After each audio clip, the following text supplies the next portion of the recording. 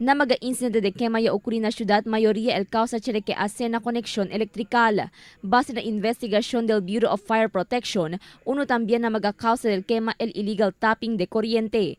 El illegal tapping de corriente puede resultar electrical overloading que ta resulta na quema. Por eso, aviso del District Fire Marshal del BFP Fire Chief Inspector Clincha con maga-opisyales na kada barangay para chequea kung di ila komunidad. Especialmente na mga-squatter area onde rampante el illegal tapping de corriente. Junto con el Zamboanga City Electric Cooperative y oficiales del barangay, debe según darle acción con este asunto.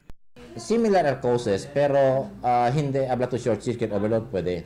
Pero aquel mga illegal tapping usually sa mga squatters area kayo, na mga congested areas. Kasi mismo el San Circulo pwede man sila monitor si mga ben cerca mga casa, siguro al service tra puerta pasa allí, tiene que ben animoso kate allí mga residente, pwede kat kunese mga kasta mga wire, mantapya lang sila along the line, na sinde se ben train, nakilan si mga layman's technician, electrician, tendency is, tiene que man falter na dila trabaho, na dila connection.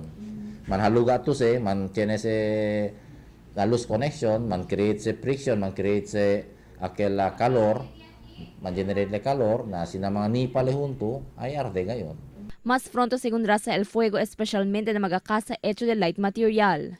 Por ejemplo, el quema ya sucede na Santa Catalina de más reciente, hindi takita el BFP con el posibilidad de illegal tapping de corriente na lugar, razón para tiene electrical overloading. Además, fuera con este, concierne también del BFP amo el propio records y lista, debe obtener el oficiales del barangay. Si tiene según propio listing el barangay na número del di ila residente y número del caso na lugar, más pronto puede identificar el BFP con el valor y grandor del destrozo. En esta manera, evita también tiene magahinde verdad o peque víctima de quema.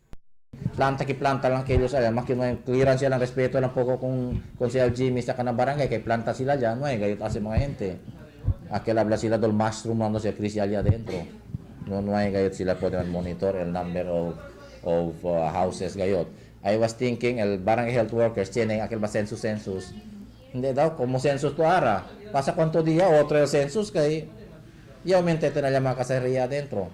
Y reitera el BFP que más que entre el tiempo de aguacero, pero taripa siempre la posibilidad de ocurrir incidente de quema, especialmente según el mega structural fire, por eso aviso del BFP con cada vivientes, amo para observar mga fire safety measures na di ila magakasa. Crystal Almonia, Dateline Zamboanga.